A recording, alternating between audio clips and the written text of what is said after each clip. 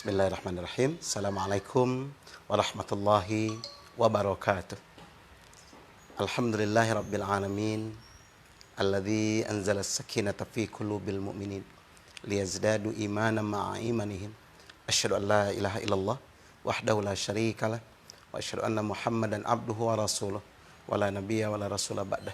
Allahumma shalli wa sallim ala sayyidina Muhammadin wa ala alihi wa ashabihi wa man tabi'ahu bi ihsanin ila yaumiddin. Amma ba'd. Ma'asyiral muslimin, jamaah yang insyaallah dimuliakan Allah Subhanahu wa taala. Puji syukur kehadirat Allah. Pada sore ini kita diberikan kesempatan oleh Allah untuk mengkaji ajaran Islam.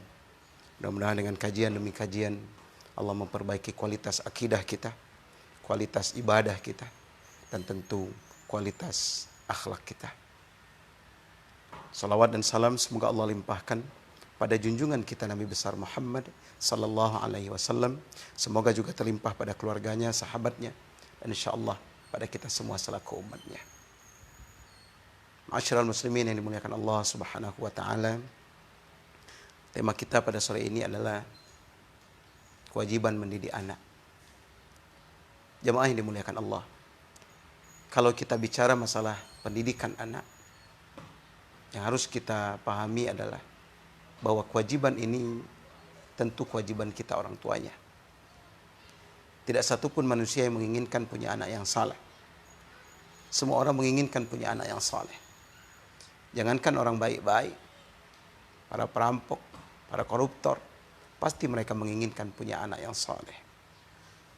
Apalagi orang yang tercatat sebagai orang baik. Tentu dia menginginkan punya anak yang saleh itu. Namun masyarakat muslimin, kalau kita melihat realita yang ada, itu sangat bertentangan, sangat jauh dengan idealita yang ada di otak kita. Kita menginginkan punya anak yang soleh, rajin ibadah, ahlul Quran.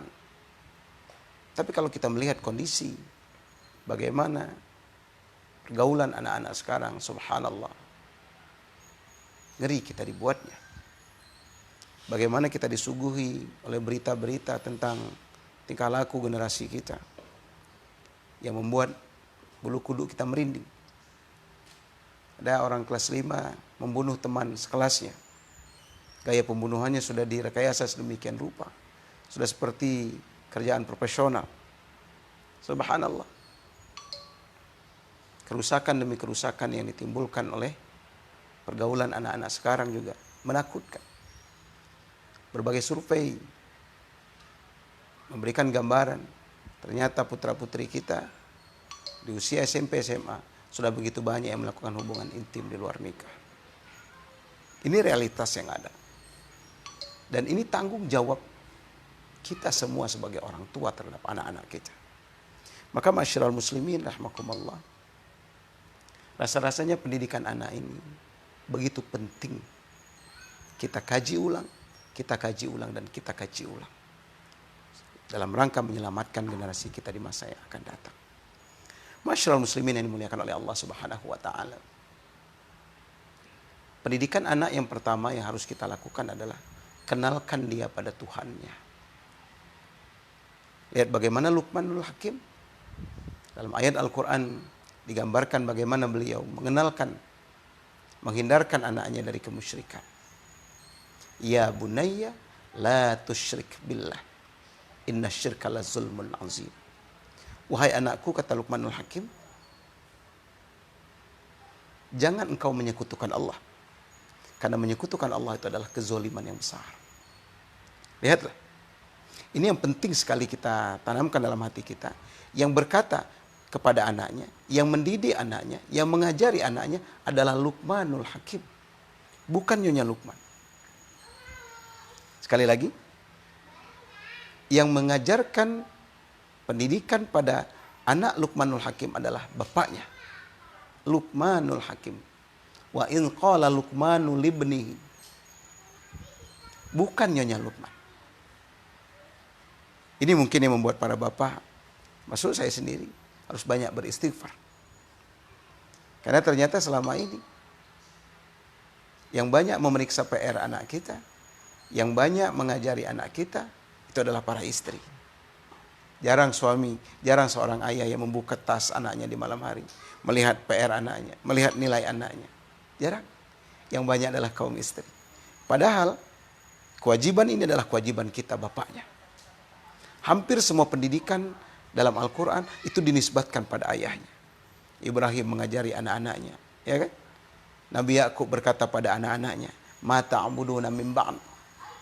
Bukan Nyonya Yakub. Berarti sebenarnya ini tanggung jawab kita bapaknya.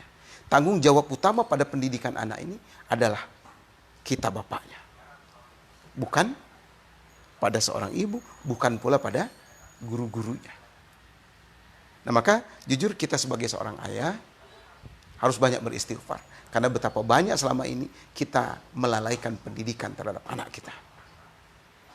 Karena jujur yang banyak melakukan pendidikan anak itulah para istri. Atau malah dua-duanya suami istri. Sang ayah dan sang ibu tidak memikirkan pendidikan anaknya.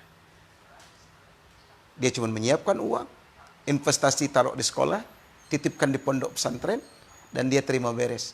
Dia berharap anak-anaknya akan menjadi anak yang soleh dan soleha. Hafiz Quran. Subhanallah. Padahal kewajiban ini adalah kewajiban orang tua. Guru seharusnya hanya membantu. Maka lihatlah. Luqman menanamkan pendidikan kepada anaknya. La tusyrik billah. Inna syirka la zulmun azim. Jangan menyekutukan Allah. Karena sesungguhnya kesyirikan itu adalah kezoliman yang besar. Maka masyarakat muslimin rahimakumullah. Kita orang tuanya lah yang harus menanamkan ini pada anak-anak kita. Tanamkan tauhid di hati anak kita. Nah, subhanallah, karena isu corona ini, subhanallah, kita merasakan betapa sulitnya ternyata mendidik anak. Ya. Betapa sulitnya mendidik anak. Ada anak-anak yang belajar di rumah, belajar online. Ternyata secara ekonomi juga tidak bagus. Karena kita harus beli data lebih banyak dari biasanya. Subhanallah. Tadi pagi kita ngobrol dengan beberapa ustaz. Ada yang mengatakan sampai 500.000 sebulan. Habis data. Ada yang pasang wifi untuk belajar online anak-anaknya. Ternyata betapa mahalnya pendidikan selama ini. Maka sungguh terlalu. Kalau kita memang menyerahkan pendidikan itu murni kepada guru-guru, kita tidak pernah membantunya. Padahal kesuksesan pendidikan, orang tuanya lah yang pertama kali. Bagaimana seorang anak mampu mendapatkan ilmu, orang tuanya juga harus punya peran minimal doa. Doa, dan doa. Lihatlah, kita membaca kabar bagaimana Ustadz Abdul Somad ketika di Mesir tidak pernah sakit. Ternyata begitu besar peran sang bunda. Apa yang dilakukan ibunya? Ibunya membaca Al-Fatihah untuk Abdul Somad, untuk Ustadz Abdul Somad 100 kali dalam semalam. Subhanallah. Maka ini tanggung jawab kita orang tuanya. Maka yang pertama kita, sebagai tanggung jawab kita kepada anak kita adalah tanamkan akidah. Tauhid kepada anak-anak kita. Bahwa ada Allah yang maha besar. Dan ini sudah kita tunjukkan ketika anak kita baru lahir. Apa yang kita lakukan? Kita mengazankan anak kita. Ketika anak kita menangis, dia heran melihat dunia yang begitu besar. Tapi kita berkata pada anak kita, Allahu Akbar, Allahu Akbar. Nah, dunia ini besar, tapi ada yang lebih besar dari itu. Allahu Akbar. Allah yang maha besar. Maka tanamkan tauhid. Kenalkan dia kepada Allah. Supaya dia menjadi insan yang beriman kepada Allah. Maka sungguh disayangkan kalau ada orang tua yang masih melakukan kemusyrikan. Sudah menjadi rahasia umum di negeri yang kita cintai ini. Kalau ibu-ibu sedang hamil, kemana-mana bawa besi berani, ngantongin besi berani, kemana-mana bawa gunting. Tidak terlalu paham sebetulnya kenapa dia harus bawa besi berani, kenapa dia harus bawa gunting. Kalau kita tanya kenapa bawa besi berani, supaya janin dalam rahimnya tidak diganggu sama jin. Pertanyaannya, apakah jin takut sama besi berani? Hal ini sebetulnya sudah harus ditinggalkan. Ya. Kenapa kita melakukan ini?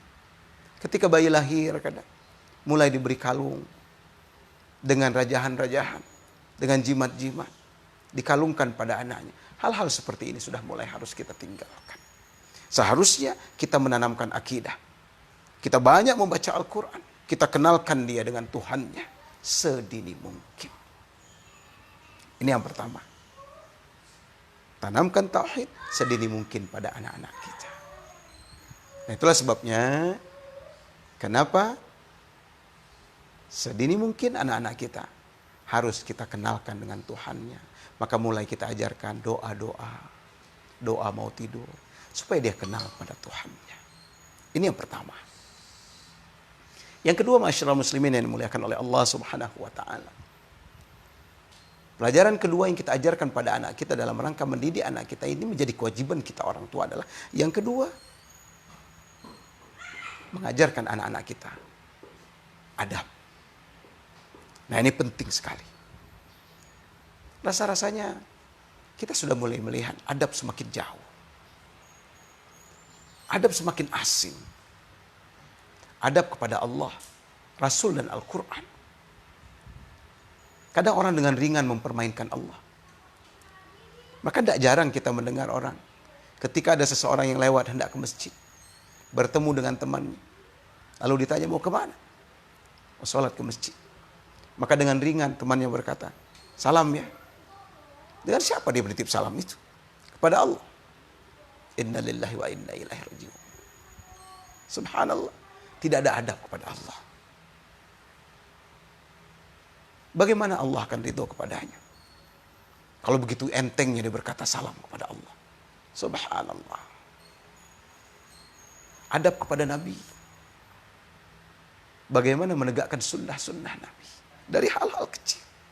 Sunnah makan. Adab tidur. Adab makan. Adab berbicara. Mengikuti adab-adab Nabi. Mengikuti arahan-arahan Nabi. Man kana yu'minu billahi wal yaumil akhir falyakul khairan aw liyasmut, kata Nabi. Adab berbicara. Mengikuti tuntunan Nabi. Siapa yang beriman pada Allah dan hari akhir, kata Nabi, maka hendaklah dia berkata yang benar. Berkata yang baik. Aw liyasmut, tapi kalau nggak bisa ngomong benar, nggak bisa ngomong yang baik, diam. Subhanallah. Subhanallah. Maka mencintai Nabi, mencintai keluarga Nabi, mencintai ahlul bait. Ini adab kita pada Rasul. Maka jangan menjadikan Nabi sebagai olo-oloan. Jangan. Sanggup kita melakukan sunnah Nabi, lakukan. Tidak sanggup kita melakukannya, jangan diolok sunnah Nabi. Jangan diolok. Ini adab pada Rasul. Contoh sunnah-sunnah berjenggot misalnya. Ada orang yang mampu memelihara jenggotnya, alhamdulillah. Kita yang tidak bisa memelihara jenggot, jangan caci maki jenggot. Orang senang pakai baju gamis seperti Nabi. Ya sanggup pakai baju gamis, pakai pakaian sunnah itu. Yang tidak sanggup pakai gamis, jangan mencela gamis. Ini ada pada Rasulullah. Karena kita butuh kelak nanti. Kita butuh syafaat Rasulullah. Butuh syafaat Nabi. Karena kita tahu. Apa kata Nabi dalam hadis yang panjang? Semua Nabi memiliki doa pamungkas. Semua Nabi memiliki doa mustajabah. Dan semua Nabi sudah menggunakan doanya itu ketika mereka berada di muka bumi, kata Rasulullah, di padang mahsyar nanti. Dan satu-satunya Nabi yang masih menahan doa, tidak aku baca ketika di muka bumi, adalah aku, kata Nabi. Kenapa? Karena aku ingin membaca doa itu saat ini. Ketika tidak ada yang bisa memberikan syafaat di hadapan Allah, aku yang akan memberikan syafaat buat umatku. Maka ku tahan doaku untuk kulantunkan hari ini. Maka beliau berjalan. Sampai di satu tempat beliau bersujud sambil menangis. Beliau memuji Allah dengan pujian yang banyak. Puji-pujian yang belum pernah dibaca oleh seorang pun sebelumnya. Begitu lama beliau tenggelam dalam isak tangisnya. Dalam puji-pujian. Sampai terdengar teriakan dari langit. Ya Rasulullah, bangunlah, angkat kepalamu. Berkatalah akan didengar. Berdoalah akan diijabah. Dengan derai air mata beliau tetap berdoa, ya Allah, ummati, ummati. Subhanallah. Bagaimana mungkin kita akan berkata, ya Rasul, kami umatmu, kalau kita tidak punya adab pada Rasulullah. Kita membenci sunnah-sunnah Nabi. Bagaimana mungkin kita akan minta syafaat Rasulullah kelak di yaumil akhir? Ketika tidak ada syafaat kecuali syafaat dari Rasulullah sallallahu alaihi wasallam. Maka ada pada Nabi. Ada pada Al-Qur'anul Karim. Subhanallah. Al-Quran adalah surat cinta Allah kepada kita umatnya. Maka ada pada Al-Quran. Jangan jadikan Al-Quran sebagai olo-oloan. Maka jadikan Al-Quran menjadi bacaan utama kita. Menjadi teman akrab kita. Subhanallah. Saya terharu ketika membaca bagaimana sejarah ulama-ulama sebelum kita. Subhanallah. Kiai Haji Wahab Hasbullah. Kenapa beliau menjadi kiai haji yang luar biasa ilmunya? Karena ternyata orang tuanya dalam sejarah tercatat. Ketika ibunya mengandung beliau, sang ayah menghatamkan Al-Quran 100 kali. Bayangkan, selama 9 bulan, sang ayah menghatamkan Al-Quran di dekat kandungan istrinya. Dia memperdengarkan bacaan Al-Quran itu pada bayi yang ada dalam kandungan istrinya. 100 kali khatam. Ternyata ayahnya orang hebat. Ayahnya ahlul Quran. Maka wajar kalau bayi dalam kandungan itu kelak setelah lahir tumbuh besar menjadi ulama yang luas ilmunya. Lagi-lagi orang tua. Maka ada pada Al-Quran. Semakin dekat orang pada Al-Quran, semakin berpeluang dia dapat petunjuk. Semakin jauh orang dari Al-Quran, semakin jauh orang dari petunjuk. Alif Lam Mim. Dzalikal kitabu la raiba fihi hudal lil muttaqin. Alif Lam Mim. Itulah Al-Quran. La raiba fihi. Tidak ada keraguan di dalamnya. Petunjuk buat orang-orang yang bertakwa. Ada pada Al-Quran. Ada pada orang tua. Subhanallah. Kita banyak menyaksikan anak-anak yang kadang lebih patuh pada gurunya ketimbang pada orang tuanya. Kalau gurunya yang memerintahkan untuk bikin PR, maka serta-merta dia melakukannya. Tapi tidak jarang dia tidak mematuhi perintah ayah ibunya. Bagaimana mungkin hidupnya akan berkah? Bagaimana mungkin ilmunya akan berkah? Kalau dia durhaka pada ayah ibunya. Tidak punya adab pada ayah ibunya. Dia durhaka, dia tidak mencari keridoan ayah ibunya. Maka setinggi apapun ilmu yang dia dapatkan, sebanyak apapun pengalaman yang ada pada dirinya, tercabut keberkahannya ketika orang tuanya tidak ridho kepadanya. Maka subhanallah, adab pada orang tua ini penting kita ajarkan. Maka seharusnya ajarkan pada anak-anak kita adab berbicara pada orang tua, adab bertingkah laku pada orang tua.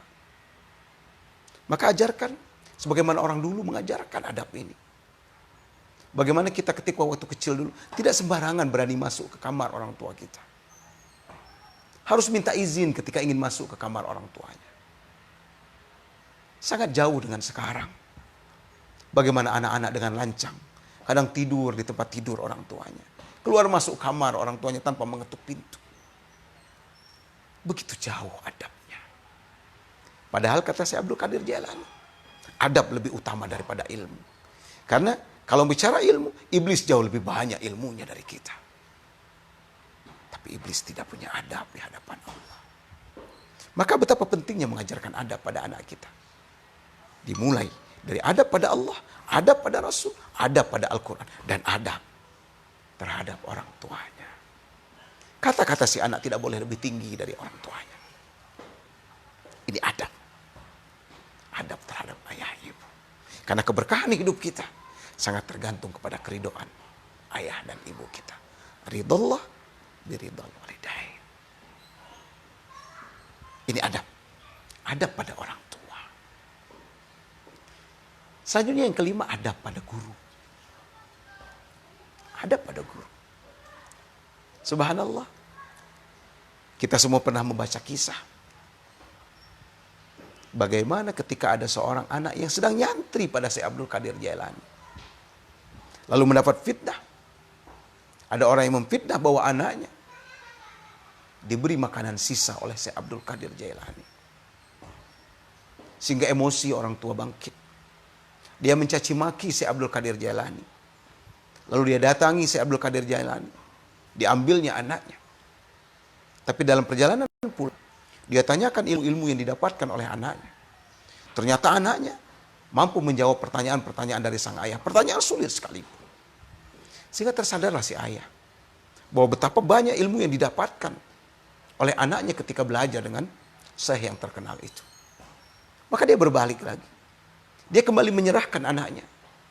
Wahai Syekh Abdul Qadir Jailani, aku berubah pikiran. Aku ingin kembali menjadikan anakku santri di rumah. Dengan tersenyum Syekh Abdul Qadir Jailani berkata, bawalah anakmu. Bukan aku tidak mau mendidiknya. Karena keberkahan ilmu sudah dicabut oleh Allah Subhanahu wa ta'ala. Maka ini pelajaran bagi kita orang tua. Harus punya adab terhadap guru. Bukan hanya si anak, bukan hanya si murid yang harus punya adab pada gurunya. Tapi kita orang tuanya. Ketika kita mencaci maki ustadz-ustadz yang mendidik anak kita. Ketika kita kurang adab terhadap ustadz yang mendidik anak-anak kita. Maka Allah cabut ilmunya. Allah cabut keberkahan ilmu itu. Maka wajar. Kalau banyak anak-anak kita yang mungkin begitu lama menuntut ilmu. Tapi seperti tidak bermanfaat ilmu yang dia dapatkan. Kenapa? Karena keberkahannya Allah cabut. Keberkahan ilmunya tidak Allah berikan. Maka wajar kalau begitu banyak orang yang menuntut ilmu begitu lama. Menghabiskan umur yang begitu panjang untuk menuntut ilmu. Tapi ketika selesai didikannya, tidak bawa manfaat sedikit pun ilmu ini. Buat si penuntut ilmu, buat orang tuanya, buat masyarakat luas. Kenapa? Ternyata ada pada guru. Ini yang tidak dimiliki. Sehingga Allah cabut keberkahan ilmunya. Maka ini menjadi pelajaran bagi kita. Bukan hanya si murid yang harus punya adab yang baik kepada gurunya. Tapi kita orang tuanya pun. Harus benar-benar. Dengan ikhlas dan percaya menyerahkan anak kita. Agar dia dididik dengan baik oleh gurunya. Dan ini kita dapati pada orang tua kita dulu. Bagaimana kita dihantarkan pada guru. Diserahkannya. Lalu dia berkata, kalau anak ini nakal, marahi. Bila perlu pukul. Agar dia belajar mendapatkan ilmu yang baik. Agar dia belajar dapat adab di sini. Dan tidak pernah kita dengar dulu. Ada orang tua yang melaporkan guru ke pihak berwajib. Karena anak dia marahi. Karena anak dimarahi oleh gurunya. Maka sungguh sedih kita sekarang. Kita banyak melihat berita. Bagaimana seorang guru dipukul sama orang tuanya. Bagaimana ditangkap pihak berwajib. Karena dilaporkan oleh murid dan orang tuanya. Bagaimana ilmu akan berkah. Kalau ini adab kita pada guru kita. Maka ajarkan adab kepada guru. Dalam rangka mendapatkan keberkahan sebuah ilmu. Subhanallah. Adab. Demikian juga adab pergaulan. Ya. Di pondok-pondok pesantren masih diajarkan. Bahkan di sekolah-sekolah juga diajarkan. Bagaimana menghargai kakak kelas. Dan menyayangi adik kelas. Ini adab pergaulan. Menghormati yang lebih tua. Dan menyayang lebih muda. Maka lagi-lagi kita mengurut dada. Kalau banyak dalam penerimaan mahasiswa-mahasiswa baru. Sampai jatuh kurban. Sampai ada yang meninggal dunia. Adik kelas yang baru masuk. Adik kelas di masa ospek. Disiksa oleh kakak kelasnya. Sampai menemui ajalnya. Allahu Akbar. Di mana adab terhadap yang lebih muda. Kalau ada adik kelas, adik tingkat. Yang melukai kakaknya. Menusuknya dengan sangkur dan lain sebagainya. Hilang adab. Yang muda menghargai yang tua. Subhanallah. Subhanallah. Ini adab. Dan kalau kita bicara adab. Adab itu sudah nyaris hilang dari negeri yang kita cintai. Karena tidak pernah kita diajarkan adab. Dulu di zaman kita kecil, kita diajarkan pelajaran budi pekerti namanya. Bagaimana seorang murid tidak boleh berdiri tegak ketika gurunya duduk. Dia harus membungkukkan badannya. Ini adab. Dan ini nyaris hilang. Maka tugas orang tua lah mengajarkan adab ini. Tugas kita para guru lah mengajarkan adab ini pada anak-anak kita. Pada anak-anak didik kita. Supaya adab ini benar-benar adab yang Islam. Dan ini yang tampak sekarang. Bagaimana kita Islam, tapi nyaris tidak punya adab-adab Islam. Ini yang dikeluhkan oleh Syekh Muhammad Abduh. Kata Syekh Muhammad Abduh, saya banyak melihat Islam. Saya banyak melihat seorang muslim. Tapi nyaris tidak melihat Islam di dalamnya. Kenapa? Kita mengaku muslim, tapi adab-adab Islam seperti tidak ada pada diri kita. Ini yang kita khawatirkan. Kita Islam tapi tidak punya adab-adab Islam. Padahal keislaman kita akan tampak dari adab-adab Islami itu. Adab-adab Islami itu.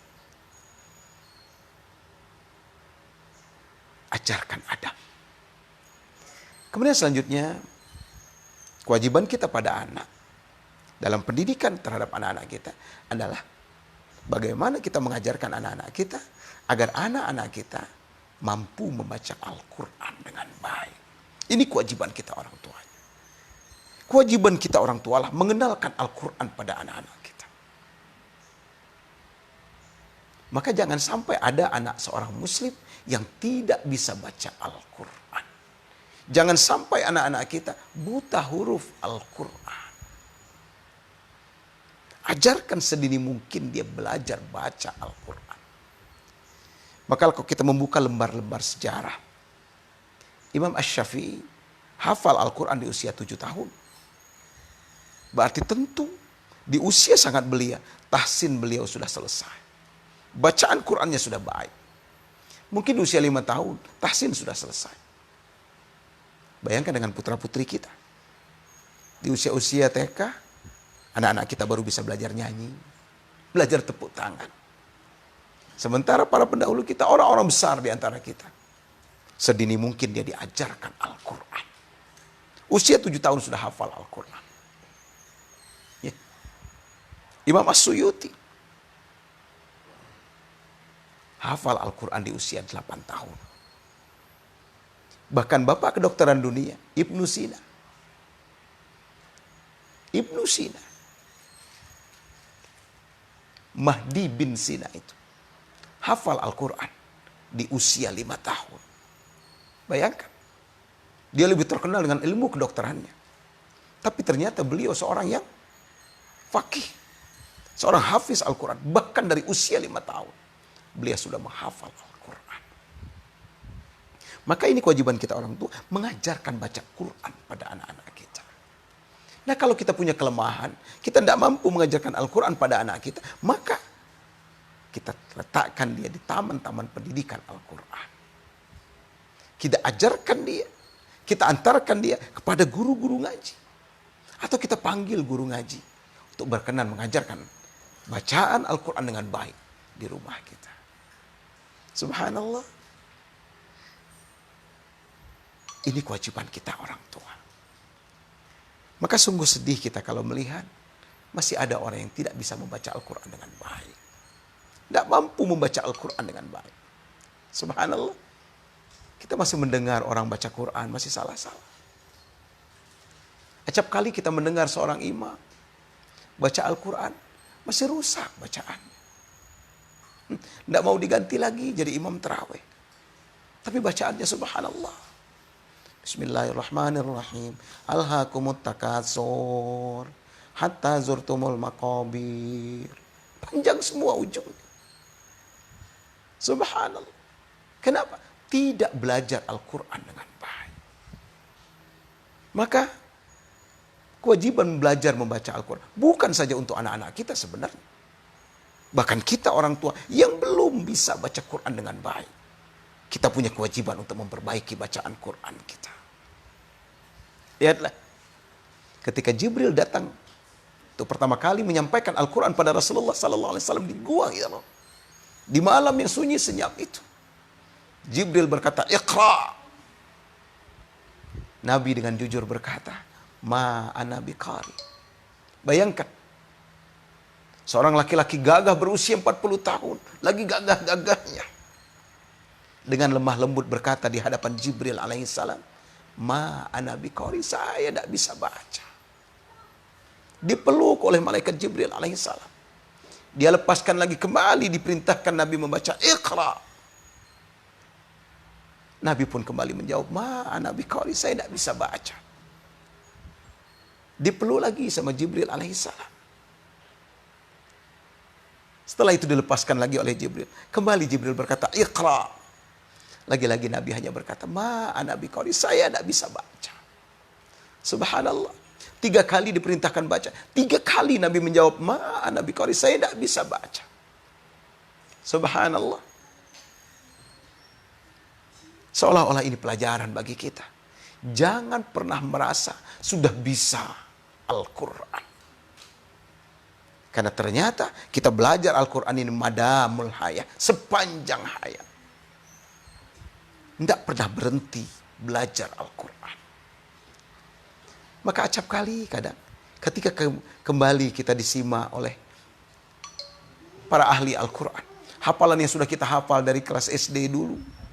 Dari kelas 4 SD, kelas 5 SD kita sudah menghafalnya. Ketika kembali kita murojaah di depan ahli-ahli membaca Al-Quran, ada saja yang kurang pas bacaan kita. Maka subhanallah, subhanallah, jangan pernah merasa sudah bisa belajar Al-Quran. Terus dan terus belajar Al-Quran. Terlebih-lebih untuk anak kita. Ajarkan Al-Quran sebaik-baiknya. Membaca Al-Quran dengan baik. Bagus panjang pendeknya. Bagus dengungnya. Bagus makhrajal huruf. Sifat hurufnya. Ajarkan pada anak-anak kita. Kalau kita dulu dengan segala keterbatasan, kita belajar Al-Quran. Hanya turutan. A, I, U, Ba, Bi, Bu, Ta, Ti, Tu, An, In, Un, Ban, Bin, Bun, Tan, Tin, Tun, dan seterusnya. Sehingga kita tidak kenal dengan makhrajul huruf. Kita tidak paham dengan sifat huruf. Perbaiki kualitas itu. Jangan turunkan itu pada anak-anak kita. Anak-anak kita harus lebih baik bacaannya. Harus lebih bagus hafalannya. Dekatkan anak kita pada Al-Quranul Karim. Dekatkan anak kita sedekat-dekatnya dengan Al-Quranul Karim. Karena kalau bicara kesuksesan, Al-Quranlah yang menghantarkan Rasulullah. Seorang anak yatim yang miskin. Hidup pernah menjadi penggembala, pernah menjadi pramuniaga. Meroket menjadi orang yang memimpin belahan bumi. Menjadi orang yang dikagumi oleh teman. Ditakuti oleh lawan. Al-Quran kata kuncinya. Al-Quran kata kuncinya. Bicara kesuksesan, Al-Quranlah kata kuncinya. Yang sudah terbukti. Maka ketika kita menginginkan anak-anak kita menjadi anak yang sukses. Sukses dunia, sukses akhirat. Quranlah kata kuncinya. Quranlah. Dan itu sudah terbukti. Mampu merubah seorang anak yatim. Mampu menjadi orang yang tak tertandingi akhlaknya sampai saat ini. Tidak tertandingi kesuksesannya sampai saat ini. Al-Quran kata kuncinya. Al-Quranlah yang pernah merubah. Bagaimana masyarakat Makkah yang tidak beradab, yang kita kenal dengan masyarakat jahiliyah, berubah menjadi masyarakat yang memimpin peradaban dunia ratusan tahun lamanya. Al-Quran kata kuncinya. Maka sekali lagi, ajarkan Al-Quran sebaik-baiknya buat anak-anak kita. Masyarul muslimin yang dimuliakan oleh Allah Subhanahu wa ta'ala. Kemudian selanjutnya, bagaimana kita mendidik anak kita? Ajarkan dia sholat dengan baik. Ajarkan sholat sebaik-baiknya. Maka kata Nabi, perintahkan anakmu sholat di usia 7 tahun. Bayangkan 7 tahun. Usia 7 tahun. Ketika anak kita masuk sekolah dasar. Kita orang tua diperintahkan oleh Rasul untuk memerintahkan anak kita sholat. Apa artinya? Sebelum usia 7 tahun, kita sudah ajarkan sholat pada anak kita. Maka di sini letaknya rukhsah bagi kaum ibu. Jangan jauhkan anak kita dari tempat sholat. Jangan marahi anak kita ketika anak kita berada di tempat ibunya sholat. Kenalkan anak kita pada Sholat yang menjadi kewajiban kita. Ada rukhsah buat ibu-ibu. Seandainya anak menangis, boleh dia sholat sambil menggendong anaknya. Ketika anaknya tidur di tempat dia sujud, sang ibu boleh bergeser ke kanan dan ke kiri. Tapi jangan marahi anak ketika anak berada di tempat sholat kita. Demikian juga kita saksikan di masjid-masjid. Harus ada pembelajaran yang baik. Bagaimana anak-anak kita yang saat ini sering dikeluhkan oleh jamaah. Bahwa anak-anak mengganggu sholat kaum dewasa. Sehingga tidak jarang kadang pengurus mengusir anak-anak dari masjid. Membentak anak-anak, memarahi anak-anak ketika anak-anak bermain di masjid. Sebetulnya tugas kita bukan mengusir, tapi memberikan pemahaman yang baik buat anak-anak kita. Supaya bagaimana adab di dalam masjid. Adab ketika sholat. Tapi jangan usir anak dari masjid. Karena kalau anak sudah tidak mau masuk masjid, subhanallah, alangkah ruginya kita kalau anak-anak kita jauh dari masjid. Ini mungkin yang menyebabkan menetes air mata kita. Ketika himbauan demi himbauan. Sebagian masjid sudah meniadakan sholat Jumat. Bahkan ada yang sudah meniadakan sholat berjamaah di masjid. Sudah dianjurkan untuk sholat di rumah. Bagaimana tidak menetes air mata kita ketika azan-azan di Timur Tengah. As-salatu, sholatlah kalian fi buyutikum, di rumah-rumah kalian. Subhanallah. Padahal kalau kita melihat bagaimana para sahabat mendekatkan anak-anaknya ke masjid. Bagaimana Rasulullah SAW, manusia yang paling mulia itu, pernah ketika sujud, Hasan dan Husain naik ke punggungnya, sehingga sujud begitu panjang. Selesai sholat bertanya para sahabat, ya Rasulullah, kenapa sujud tadi begitu panjang? Kata Nabi, Hasan dan Husain naik ke punggungku, dan aku tidak ingin mengganggu mereka. Allahu Akbar. Betapa Nabi membiarkan cucunya menjadikan dirinya sebagai tunggangan ketika sujud. Apa artinya? Dekatkan anak-anak kita ke masjid. Itu juga yang dilakukan oleh Nabiullah Ibrahim alaihissalam al-Khalil. Bagaimana dia meletakkan istrinya Hajar dan Ismail yang masih bayi di dalam Masjidil Haram. Mendekatkan anak ke masjid. Maka sungguh saya merasa terenyuh ketika ada himbauan untuk tidak ke masjid. Allahu Akbar. Padahal hidayah paling banyak turun di masjid. Ayat Al-Quran paling banyak turun di masjid. Kalau kita sudah tidak boleh lagi ke masjid, kemana kita akan mencari hidayah itu? Kalau taklim-taklim di masjid sudah tidak ada lagi, kemana keberkahan masjid itu yang akan kita dapatkan? Maka masyarakat muslimin, kita semua berdoa. Titikkan air mata kita dalam doa kita. Kiranya kerisauan kita dengan penyakit corona yang semakin meluas ini semakin cepat Allah cabut. Agar masjid kembali menjadi sentra kehidupan kita. Dekatkan anak-anak kita ke masjid. Ajarkan dia sholat berjamaah bagi yang laki-laki. Jadikan masjid tempat yang paling nyaman buat anak-anak kita. Maka ajarkan sholat pada anak-anak kita. 10 tahun kata Nabi tidak mau sholat, pukul anak kita itu. Mungkin tidak lagi kita pukul karena bertentangan dengan KDRT. Tidak kita pukul dengan rotan sebagaimana orang tua kita memukul kita dulu. Bagaimana kita memukulnya? Kita pukul dengan uang jajan. Nah, kamu tidak sholat subuh tepat waktu hari ini. Hari ini tidak ada uang jajan karena kamu tidak sholat subuh tepat waktu. Maka kalau pengen minum, bawa minum dari rumah. Kalau pengen makanan, bawa makanan dari rumah. Tidak ada uang jajan hari ini. Itu pun pukulan buat anak kita. Tidak apa-apa pertama kali dia sholat subuh. Motivasinya karena ingin dapat uang jajan. Lama-lama dia terbiasa sholat. Lama-lama dia terbiasa. Ada penulis buku yang menulis dalam bukunya. Bagaimana kita diminta untuk memotivasi anak kita dalam sholat ini. Beliau menganjurkan kita bikin tulisan di rumah. Tulis nama anak kita. Kalau 3, tulis 3-3-nya. Siapkan bintang dari emas, dari kertas emas. Setiap anak kita tidak diperintah sholat, dia sholat. Sholatnya tidak bermain-main. Sholatnya serius. Beri dia hadiah 1 bintang. Maka anak kita akan bertanya, ada apa dengan bintang ini? Jawab pada anak kita, nah, kalau bintang ini sudah 300 jumlahnya, maka kamu akan saya beri hadiah. Kamu akan saya beri hadiah. Apa hadiahnya, mah? Jawab, hadiahnya surprise. Maka hadiahnya kelak ketika sudah 300, sesuai dengan kebutuhan anak kita. Kalau tasnya sudah jebol, tas hadiahnya. Kalau sepatunya sudah rusak, sepatu hadiahnya. Kita jadikan pemberian kita itu sebagai bukan hanya pemberian yang cuma-cuma, tapi kita jadikan itu motivasi buat dia melakukan sholat 5 waktu. Ini bagian dari pendidikan anak, supaya anak kita semakin dekat dengan sholat, termotivasi dengan sholat dengan baik. Jadikan sholat itu napas dalam kehidupannya. Saya ingin menutup penyampaian ini dengan sebuah kisah. Kisahkan, hadis ini hadis doif, disepakati oleh para ulama hadis ini hadis doif. Tapi bagus kita renungkan.